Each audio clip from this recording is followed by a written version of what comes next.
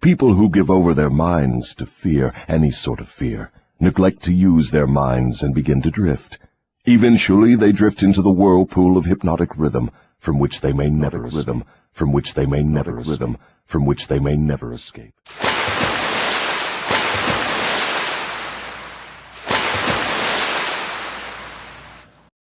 Welcome back to River Queen Conjure, Oshun Ajay Exclusive, and No Narc Network TV. I am the Oracle / BadassWitch, Oshun Ajay. We are on lesson 13 of Dissecting the Devil, you guys. Let's get it. Then you do not mind what religious leaders think or say of you when they speak of death? Not as long as they say something. If the churches should stop talking about me, my cause would receive a severe setback. Every attack made against me fixes the fear of me in the minds of all who are influenced by it. You see, opposition is the thing that keeps some people from drifting, providing they do not yield to it. Since you claim the churches help instead of hindering your cause, tell me what would give you cause to worry. My only worry is that someday a real thinker may appear on Earth. What would happen if a thinker did appear? You ask me what would happen. I'll tell you what would happen. People would learn the greatest of all truths, that the time they spend in fearing something would, if reversed, give them all they want in the material world and save them from me after death. Isn't that worth thinking about? What is keeping such a thinker from appearing in the world? Fear of criticism.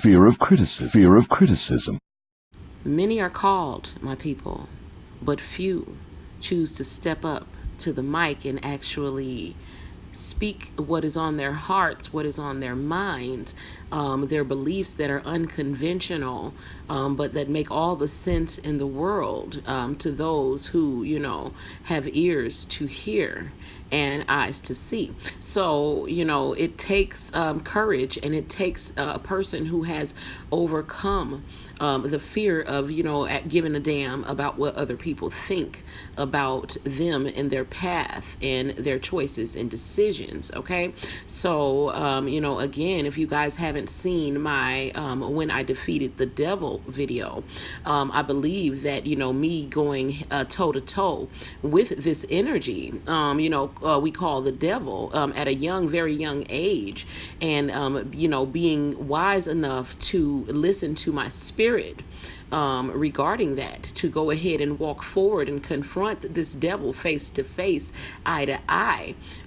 He wasn't even there for it. Okay, by the time I was within arm's reach of him, he had already turned into a clown, and then he disappeared. Okay, this is the reality of what happens to that energy when you face it. Okay, and so it just takes for you to have courage. And so if you are do have whatever your fears are, that is that devilish energy being represented, represented. And so anything that it represents a fear or a limitation in your life represents the devil, and it is essential that you overcome that fear or that limitation in order to be and consider yourself chosen. It may interest you to know that the fear of criticism is the only effective weapon I have with which to whip you. If you were not afraid to publish this confession after you wring it from me, I would lose my earthly kingdom. And if I did surprise you and publish it, how long would it be until you lost your kingdom? Just long enough for one generation of children to grow into understanding. So this book was written in 1938, about a generation ago. And as we speak, we are currently in the midst of a mass spiritual awakening. You cannot take the adults from me. I have them too securely sewed up. But if you published this confession, it would be sufficient to keep me from gaining control of the yet unborn and those who have not yet reached the age of reason. You wouldn't dare publish what I have told you about the religious leaders.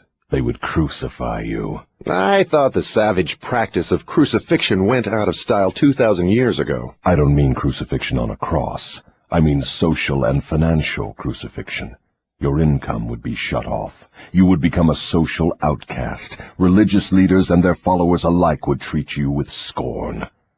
Suppose I should choose to throw in my lot with the select few who make a pretense of using their own minds rather than fear the masses who do not, the masses of whom you claim 98%. If you have courage enough to do this, you will crimp my style. Why do you lay claim to no scientist? Don't you like scientists? Oh, yes. I like all people well enough, but true scientists are out of my reach. Why? Because they think for themselves and spend their time studying natural laws. They deal with cause and effect. They deal with facts wherever they find them. But do not make the mistake of believing scientists have no religion. They have a very definite religion. What is their religion? The religion of truth. The religion of natural law. If the world ever produces an accurate thinker with ability to fathom the deeply buried secret of life and death, you can be sure that science will be responsible for the catastrophe. Catastrophe to whom? To me, of course. Let's get back to the subject of hypnotic rhythm. I want to know more about it. Is it something like the principle through which people can hypnotize one another? It is precisely the same thing. I have already told you so. Why do you repeat your questions? That is an old worldly custom of mine, Your Majesty. For your enlightenment, I will tell you, I am forcing you to repeat many of your statements for the sake of emphasis. I'm also trying to see if I can catch you in a lie. Don't dodge the issue. Get back to hypnotic rhythm and tell me all you know about it. Am I a victim of it? Not now, but you barely missed falling into my web. You drifted toward the whirlpool of hypnotic rhythm until you discovered how to force me into making this confession. Then I lost control of you. How interesting. You are not trying to recapture me through flattery, are you? That would be the best bribe I could offer you. It is the bribe I used on you effectively before you got the upper hand of me. With what did you flatter me? With many things. Chief among them sex and the desire for self-expression. What effect did your bribes have on me? They caused you to neglect your major purpose in life and started you to drifting. Was that all you did to me through your bribes? That was plenty. But I am back on the track and out of your reach now, am I not? Yes, you are temporarily out of my reach because you are not drifting. What broke your spell over me and released me from the habit of drifting? My answer may humiliate you. Do you want to hear it? Go ahead and give it to me, Your Majesty. I wish to learn how much truth I can stand. When you found a great love in the woman of your choice, I lost my grip on you. I lost my grip on you. I lost my grip on you. So you are going to accuse me of hiding behind a woman's skirts, are you? No, not hiding. I wouldn't put it that way. I would say you have learned how to give yourself a solid background with the embellishment of a woman's mind. The woman's skirt has nothing to do with it, then? No, but her brain does. When you and your wife began to combine your two brains through your habit of masterminding every day, masterminding every day, masterminding every day, every day, every day, you stumbled upon the secret power with which you forced me into this confession. So understanding that the devil feels that, people coming together in a loving relationship, thinking together, brainstorming and doing things together is a big threat to him, then you should understand why anytime a narcissist enters a relationship, the relationship itself is under attack and specifically the partner is under attack. So the communication will definitely be disrupted or impossible to even have due to the devil having their minds and making communication impossible, making it impossible for the host to even hear what the mate is saying. He disrupts anything he can to keep that connection from being made, okay? To keep them from communicating, to keep them from truly having intimacy or bonding and understanding. And I want you guys to really, take a lesson from this portion of the book, because he is literally telling you why your relationship with your narcissist has been absolutely impossible to make work. Is that the truth, or are you trying to flatter me again? I could flatter you if I had you alone, but I cannot flatter you while you have the use of your wife's mind. So this is why communication with the narcissist in your relationship is impossible, because the devil cannot afford to have you to connect on a mental, spiritual, or emotional level. I'm beginning to catch on to something important. I'm beginning to understand what was meant by the writer of that passage in the Bible, which says substantially, when two or more meet together and ask for anything in my name, it shall be granted. It is true, then, that two minds are better than one. It is not only true, it is necessary before anyone can continuously contact the great storehouse of infinite intelligence, wherein is stored all that is, all that ever was, and all that can ever be. Hence the private No-Narc network, where we will be beginning brainstorming exercises as a group, and also No-Narc Network TV, where you should all subscribe. Is there such a storehouse? If there had not been, you would not, could not, now be humiliating me with this silly forced confession. Isn't it dangerous to give this sort of information to the world? Sure, it is dangerous to me. If I were you, I would not give it out. Let us get back now to the technique through which you fasten on your victims the habit of drifting. What is the very first step a drifter must take to break the habit? A burning desire to break it. You, of course, know that no one can be hypnotized by another person without his willingness to be hypnotized. As well, no able-bodied adult can be abused by a narcissist without their willingness on some level to be abused after the first time. Neither can nature place one under the spell of hypnotic rhythm without his willingness to be hypnotized. The willingness may assume the form of indifference toward life generally, lack of ambition, fear, lack of definiteness of purpose, and many other forms. Nature does not need one's consent in order to place him under the spell of hypnotic rhythm. It needs only to find him off guard, through any form of neglect to use his own mind. Remember this. Whatever you have, you use it, or you lose it. You use it, or you lose it. You use it, or you lose it. All successful attempts to break the habit of drifting must be done before nature makes the habit permanent through hypnotic rhythm. As I understand you, hypnotic rhythm is a natural law through which nature fixes the vibration of all environments. Is that true? Yes. Nature uses hypnotic rhythm to make one's dominating thoughts and one's thought habits permanent. That is why poverty is a disease. Nature makes it so by fixing permanently the thought habits of all who accept poverty as an unavoidable circumstance. Through this same law of hypnotic rhythm, nature will also fix permanently positive thoughts of opulence and prosperity. So whenever you're ready to put in the work, simply replace your daily thoughts of the struggle with affirmations such as this one. I am a magnet for prosperity. I am a magnet and opulence. And I am a magnet for prosperity, abundance, wealth, and opulence. Perhaps you will better understand the working principle of hypnotic rhythm if I tell you its nature is to fix permanently all habits, whether they are mental or physical. If your mind fears poverty, your mind will attract poverty. Why do we attract what we fear? Because fear is a very strong emotion coupled with visualization usually, and the mind does not discriminate. It creates whatever you hold in it, okay? Especially those things that are attached to the strongest emotion, which fear tends to be, which is why we should fear not, okay? If your mind demands opulence and expects it, your mind will attract the physical and financial equivalents of opulence. This is in accordance with an immutable law of nature.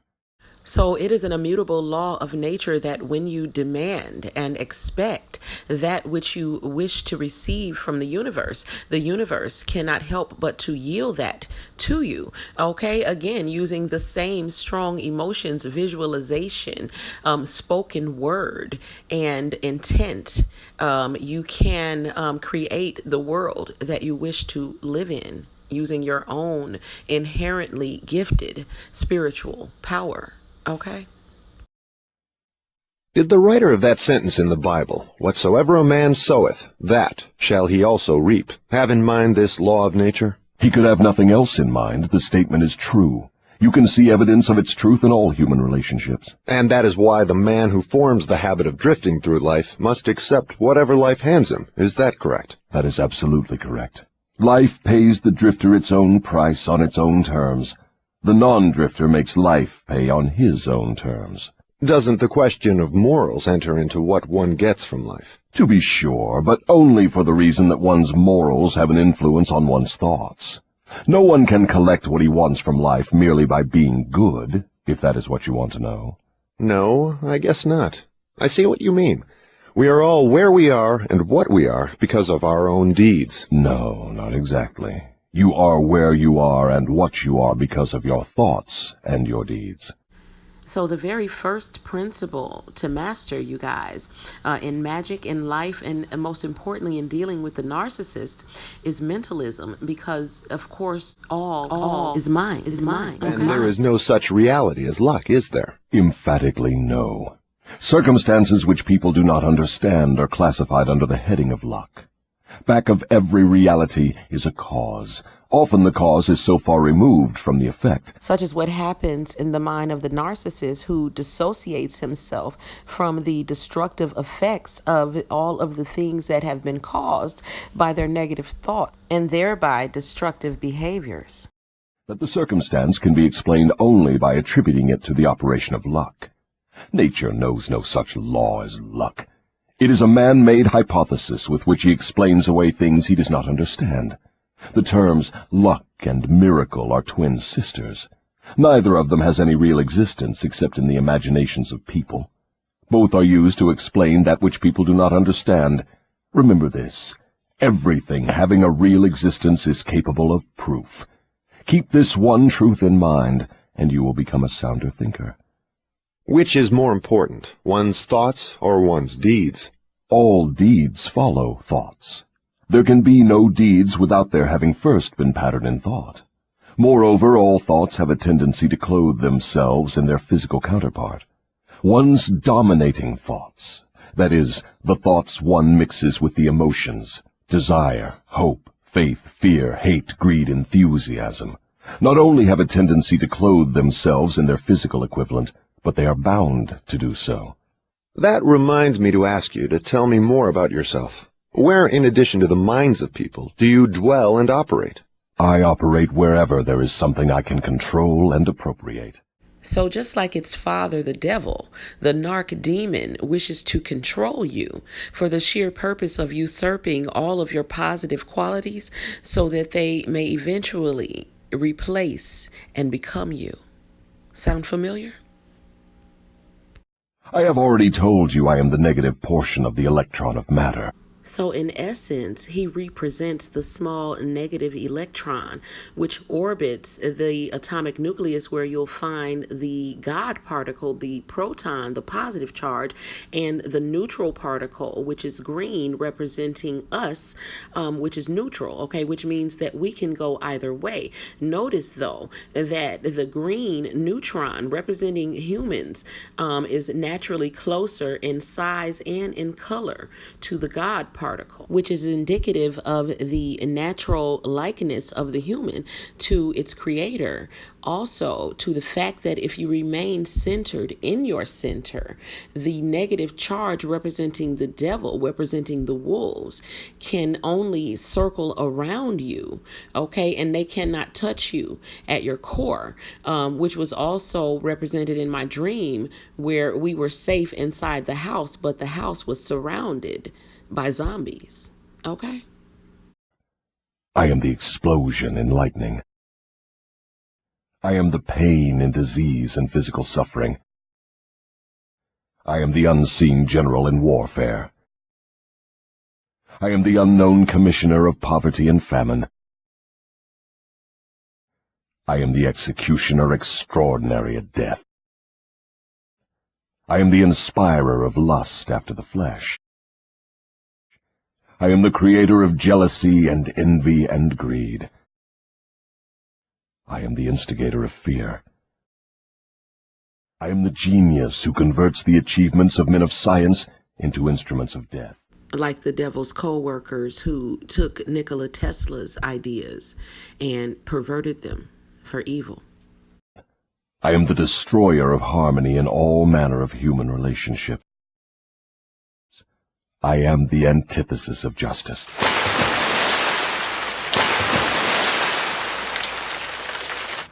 I am the driving force in all immorality. I am the stalemate of all good. I am anxiety, suspense, superstition, and insanity.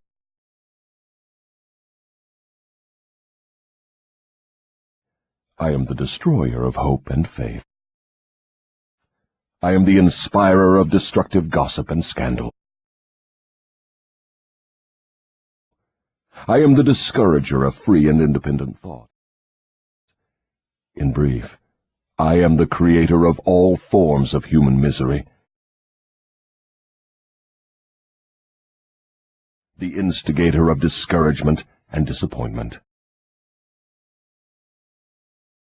And you do not call that cold and cruel? I call that definite and dependable. I call that definite and dependable. I call that definite and dependable. And we're going to end lesson 13 right here, you guys. If you would like to join the private No Narc network, the links to Oshun Aje exclusive and Badass Witch exclusive are both in the description box. Subscribe to No Narc Network TV. And until we meet again, my people, keep it classy, keep it clean, and do what you got to do to make shit happen. Peace.